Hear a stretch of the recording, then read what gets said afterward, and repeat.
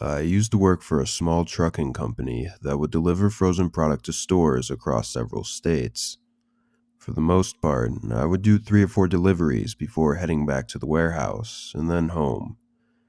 Every once in a while, though, we would have a long delivery route where we would end too far to head back that same day, so we would have to sleep somewhere overnight before heading back. Usually, I'd just pull the truck into a truck stop and rest for a few hours and then get back on the road. Anyways, I was scheduled for a long delivery this day, and I knew I wouldn't get back until pretty late the next day. I got ready and headed out. Nothing happened the whole way there. I drove down, unloaded the truck, and started heading back. It was pretty late though, around 1 in the morning. I figured I should rest for an hour or two before continuing all the way back. The last sign I saw for a truck stop said 40 miles ahead, so I still had a bit before getting there. I tend to space out for long periods of time when driving down long straight roads, especially this late at night when nobody else is on the road. Though I saw something flicker in my side mirror. I looked over and noticed headlights shining from right behind the trailer, but I couldn't see the car at all. This usually means that the car is in my blind spot because it's too close to the back for me to see. I continued down the road at the same speed, waiting for the car to get into the other lane and pass me, but to my surprise, he stayed right behind me. This was starting to really bother me, as I knew if I had to brake for any reason, this guy was for sure going to hit me. The truck stop was just a few miles ahead though, so I tried to ignore them for the rest of the way there. Finally, I see the sign for the rest area and start to pull in. As I'm turning, I check my mirror and I see the car slow down a little, but then he continues to follow me into the parking lot. I honestly wasn't sure what to think at this point, but I figured I must have accidentally cut him off a while back, and he just wanted to yell at me about it. I've gotten a lot of angry drivers in my years of trucking, so I was pretty used to it, but I've never had anyone follow me like this. I pulled into an open spot and shifted into park. The car slowly trailed behind me and continued to get closer and closer to the back before eventually stopping. Again, he was too close for me to see him, but at this point it was getting too weird. I got out and started walking around to the back to question them. Though, almost as soon as I slammed my driver door shut, they put it in reverse and drove away in a rush. I couldn't see too well, but I could tell it was an older man and the car was white and rusted all over.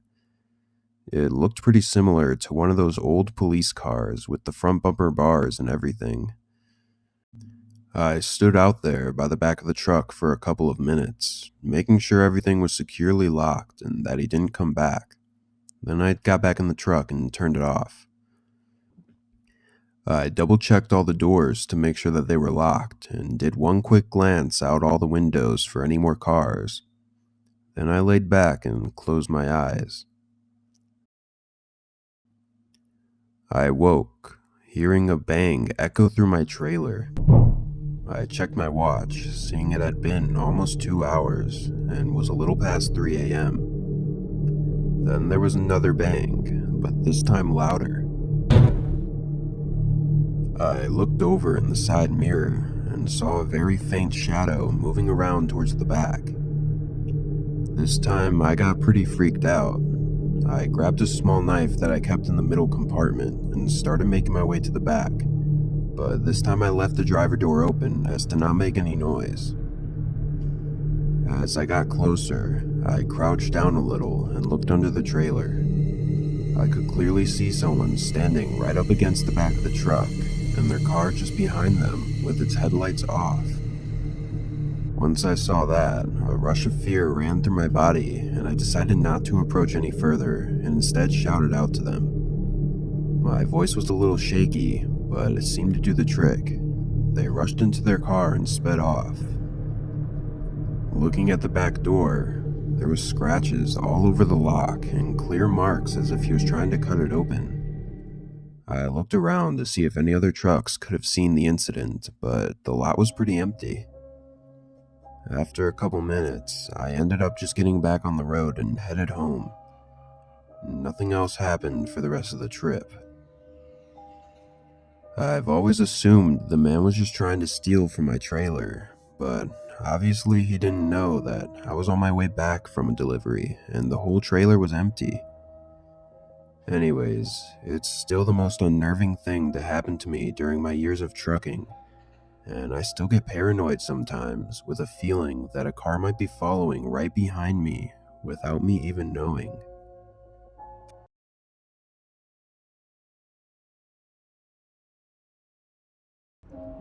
I had just gotten out of work at 11 p.m. and was heading back to my house. It's about a 45-minute drive to get home usually, as I live several miles outside of the city. It's always very quiet, and the roads are pretty empty once I start to get further out and closer to home. I always enjoyed the drives back from work. I found them peaceful and just a nice way to wind down after a long day. I was 20 minutes away from home and just turned down a long side road that pretty much leads directly to my house. This was my usual route home that I'd been taking for years now, and I'd never had anything happen before. I will admit though, it was a bit of a creepy road at night. It was very dimly lit, and the sides of the road were surrounded by a dense forest. Not to mention, it would often get foggy during the later hours of the night, making things only visible within a few feet ahead. Again though, barely anyone is on this road at night, and there's no turns or anything, so visibility is never too much of an issue. Though a couple minutes down the road, I see through the fog a small blinking light. I couldn't really tell how far ahead it was, or even what side of the road it was on. I slowed down, and as I started to get closer, the light turned off completely. At this point, I was maybe going 15 to 20 miles per hour, when out of the fog, a small car pulls out from the side of the road and stops directly in front of me. I tried to brake, but I was too close already, and my car tapped the back of theirs. I was kind of in shock at first as to how suddenly it all happened, but I noticed neither of our cars really had much damage. Not really knowing what to do, I opened my door and stood beside my car, waiting for them to get out as well. I could see them moving around in the front seat, but I couldn't tell what they were doing. As I stood there, I looked at his car, noticing how old and worn it was and that the headlights were all turned off. Eventually, a man got out of the car slowly and began making his way over to me. From what I could see, he looked like a middle-aged man and was a pretty large guy. I decided to start off and asked, "Is everything okay? You pulled out pretty quick." He was acting a little strange, looking all around and never making eye contact with me. After a couple seconds, he replied, "Yeah, sorry." I wasn't really sure how to respond, but he was starting to really make me uncomfortable, and I didn't want to be out on an empty road alone with him. I told him that there was no real damage to either car, so I was going to get back on the road and head home.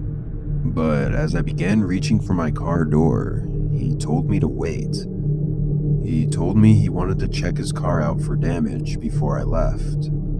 I said okay and stood next to my car as he looked at his back bumper. But then he started to walk around his car, pretending to look at it for damage, which was really weird because I had only tapped his back bumper. As he started to make his way to the passenger side, I saw a large figure get up in the back seat and start moving towards the door. I immediately got in my car and locked it as a man got out of the back door, and both of them began waving their hands at me, telling me to stop.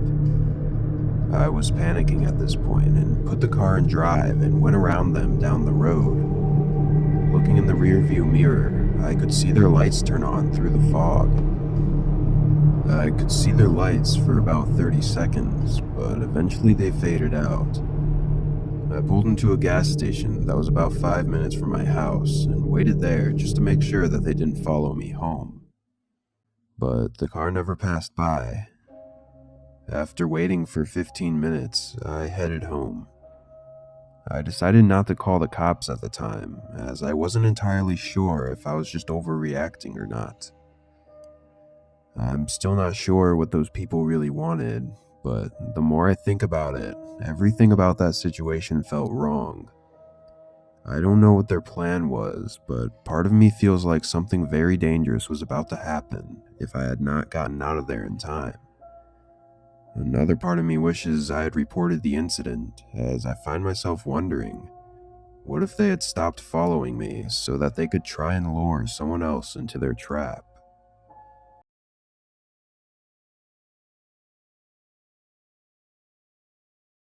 I was attending a popular concert in the south side of Chicago last year. As most of you probably know, it's a pretty sketchy area down there, and the crime rate is really high. But the tickets were really cheap and the concert was well populated, so I felt pretty safe. Plus, I decided to go with a couple of my friends. The concert was great and we all really enjoyed ourselves, but we knew the drive out would be pretty bad with all the traffic. It was almost 10 p.m. by the time we got out of the parking lot and onto the main road. We realized pretty quick, though, that we were going to be on this road for a while, as the cars were barely even moving forward. Sitting there, my friends started to look up other routes to get back to our town, and they found one that could hopefully get us past all this traffic. After sitting in basically the same spot for 30 minutes, we agreed we would try the other route. We turned off the main road as soon as we could and began going through neighborhood streets. Surprisingly, there were a lot of people outside this late at night, just walking around or standing in their yards. This wasn't normal from where we lived, which was just a couple hours west. As we continued down these neighborhood streets, we began to notice that the people outside would watch us as we drove by. And then we also started to realize that we hadn't seen any other cars in probably 20 minutes. This got us a little bit nervous, and we all started to pay more attention. I asked one of my friends to check where the nearest main road was, and as he was scrolling through the map, my other friend pointed out a car at the end of the street that we were on. It was parked sideways, blocking both lanes of the road. I stopped the car immediately and backed out and got onto the road that we were on previously, then continued down there. We began to panic a little bit, trying to find a safe way out to a more public area with other cars. But just a few seconds later, we again saw at the end of the road a sideways car blocking both lanes. I stopped the car and I looked over at my friends. We were all looking at each other, clueless of what to do. It was too dark, and we couldn't tell if anyone was in the car up ahead, so we didn't want to approach it. As we were discussing our options, two men came up from one of the houses off the street. One of them stood behind the car, and the other one came up to my window. He signaled with his hands for me to roll down the window, and nervously, I rolled it down just a few inches. The man looked at each of us and scanned the inside of the car, then asked me where we were headed. "Just back to the highway," I said. He nodded and looked over at his friend, who started to walk over to the passenger side. There was a small moment where it felt like everything went silent and nobody moved. Then suddenly, both men grabbed the doors, trying to open them repeatedly. I reacted as fast as I could, putting the car in reverse as everyone was screaming. Just as I started to back out, the man tried to stick his arm through the gap in the window and even got stuck for a second as I pulled the car back before slamming to the ground. I turned around and floored it out of the street and went back to the way we came. We were all in total shock. I tried to stay calm, but I was shaking uncontrollably. We all agreed we would go back to the same way we came and just get on the highway from there. I think we were all pretty shaken by the situation, but I do think that I handled it pretty well. Luckily, our doors were locked though, because I'm not sure if I'd be here right now if they weren't.